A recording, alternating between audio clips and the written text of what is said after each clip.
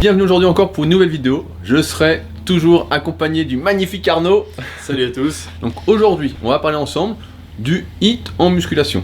Après avoir vu ensemble s'il fallait faire du cardio en sèche dans mon article et ma vidéo disponible sur YouTube, on va voir ensemble le HIIT pour la sèche notamment, et un peu pour la prise de muscle, notamment dans la conclusion que nous allons faire un peu plus bas. Et donc nous allons voir les avantages, les inconvénients du HIIT, qui doit en faire, qui ne doit pas en faire, etc. Alors le HIIT, qu'est-ce que c'est? Tout simplement, c'est du fractionné. Là, en général, on va faire du cardio à basse intensité, style on court 30 minutes à la même allure, ou on fait du vélo tranquillement, etc. Et le HIIT, à l'inverse, c'est tout simplement, par exemple, faire du 30-30. 30 secondes rapide, 30 secondes lent. C'est en français ce qu'on appelle du fractionné. Donc c'est très très simple.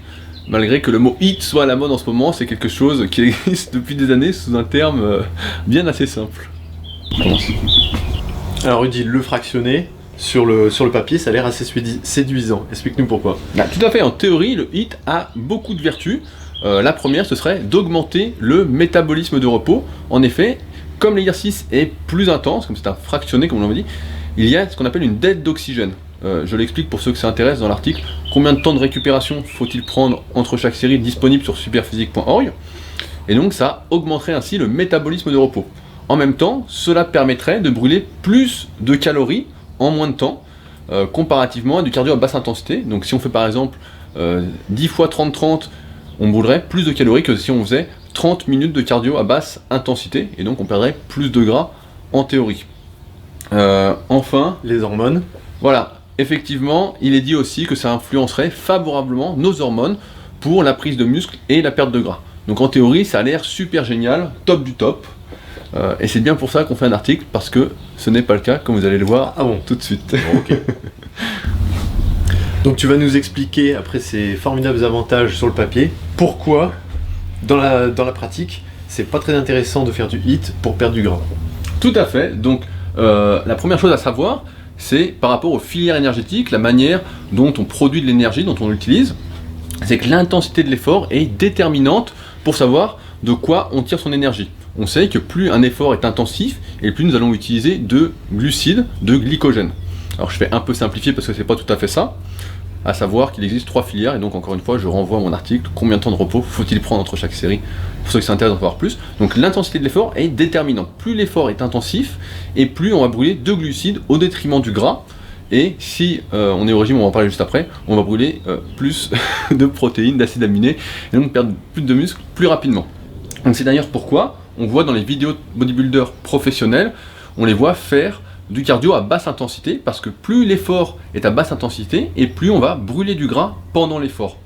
Alors que lorsqu'on fait du HIIT, donc du cardio à haute intensité, en fractionné, en intervalle, et bien pendant l'effort, on va surtout brûler des glucides, ce qui donc ne va pas nous faire brûler du gras. Mais si on est au régime, on mange déjà peu de glucides, on a peu de réserves de glucides, donc on pourrait penser qu'on va utiliser les lipides. On pourrait penser ça, sauf qu'en fait il existe une sorte de réserve physiologique de glycogène dans les muscles. On déplaide jamais vraiment à fond son glycogène dans ses muscles, heureusement, parce que sinon on ne pourrait plus rien faire. Et lorsque l'on est au régime, justement, ce qui fait, plus l'effort va être intensif, et plus malheureusement on va taper dans les réserves musculaires d'acides aminés, etc. D'accord.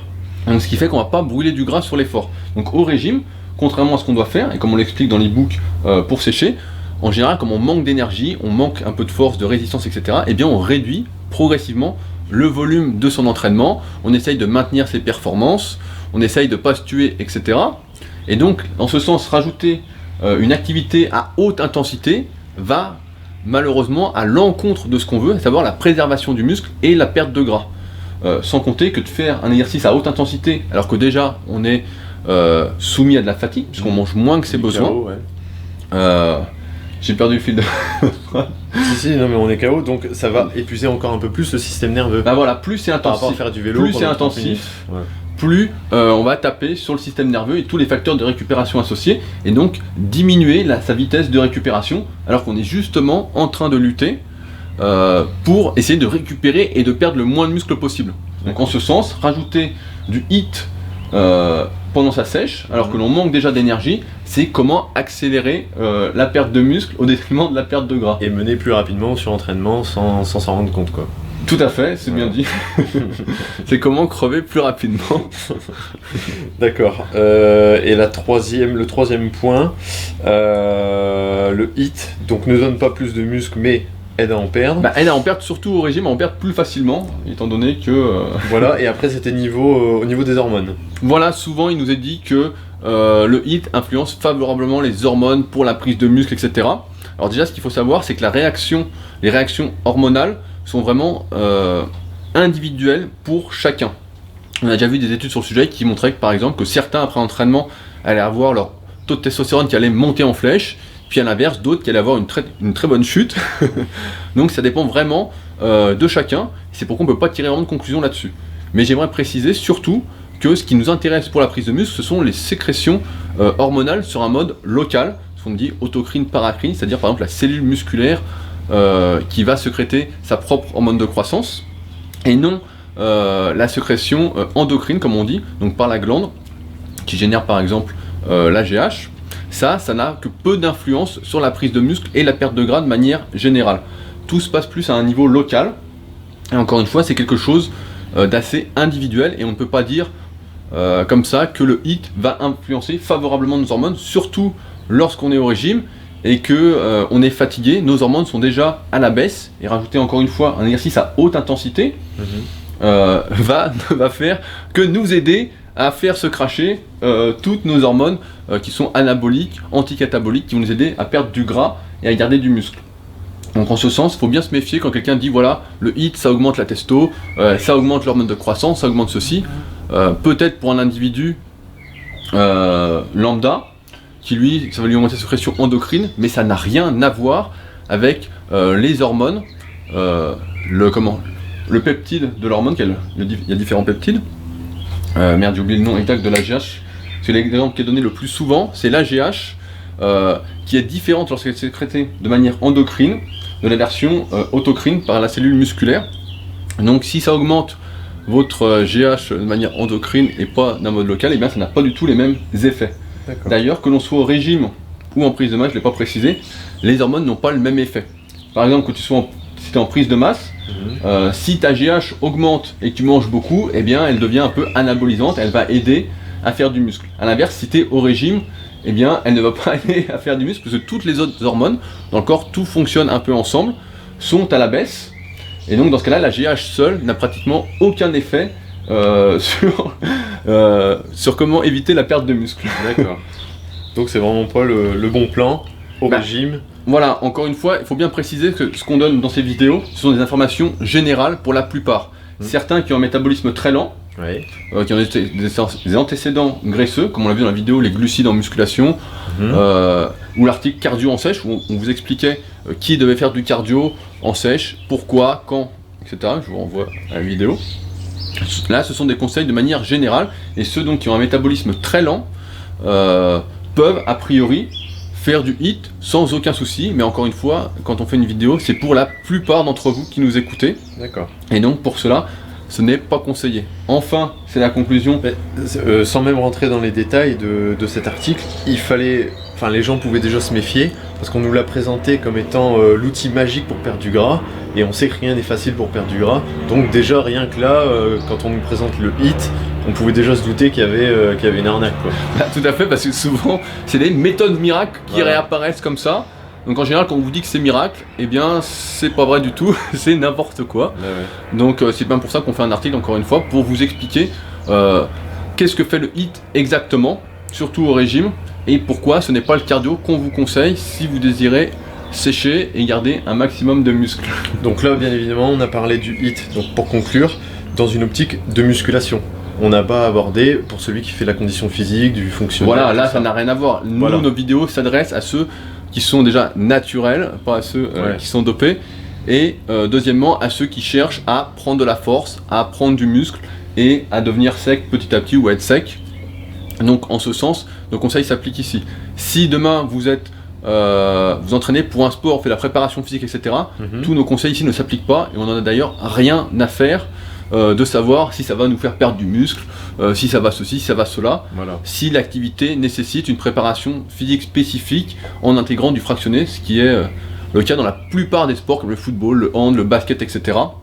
Là, dans ce cas-là, encore une fois de manière adaptée, on va pas faire du 30-30 au basket, mais là, ça s'applique pas.